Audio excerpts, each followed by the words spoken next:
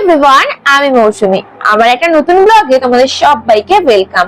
আজকের বিকেলবেলা আমি, মা, বোন, বাবু আর পিয়াংশু মিলে রেডি হয়ে বেরিয়ে পড়েছিলাম ঘুরতে যাওয়ার জন্য। কোথায় যাচ্ছি দাঁড়াও বলছি।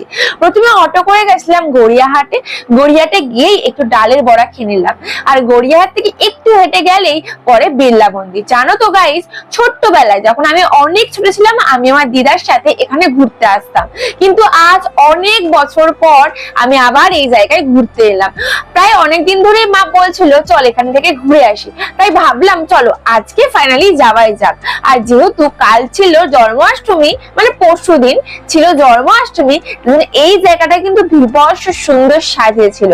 আর তার মধ্যে ছিল রবিবার, তাই জন্য এখানে কিন্তু এক রাশ ভিড় ছিল গাইস। আর দেখতে কিন্তু ভীষণ সুন্দর লাগছিল, যেহেতু সাজানো গোছানো লাইটিং করা ছিল, আরো বেশি সুন্দর লাগছিল। আর জানো তো এই মন্দিরটা অনেকটা উঁচুতে, তাই পরিবেশটাও কিন্তু ভীষণ ঠান্ডা একটা পরিবেশ ছিল। আর বিড়লা মন্দিরের এটা হলো মেন মন্দিরটা। আর জানো তো গাইস, দেখি গিয়ে গড়িয়াহাটে পুজোর শপিং তো সবাই শুরু করে ফেলেছে। আর গড়িয়াহাটে এত পরিমাণ ভিড়, তারপরে ভিড় ঠেলে আমি ভাবলাম চলো একটু জুডিও থেকে ঘুরে আসি, জুডিওর কালেকশন গুলো দেখি। গাইস, এই জামাটা তো আমার ভীষণ পছন্দ হয়েছে। ভাই রে ভাই, জামাটা দাম দেখে তো আমার মাথায় হাত। তাই একটু নিজেকে ঠান্ডা করার জন্য মকটেল খেয়ে নিয়ে আলাদিনে চলে গেছিলাম আজকে ডিনার করার জন্য। তারপরে বাড়ির দিকে চলে এলাম। আজকে পরিবারের সাথে কিন্তু দিনটা বেশ ভালো কাটালাম। চলো আজকের মতো টাটা।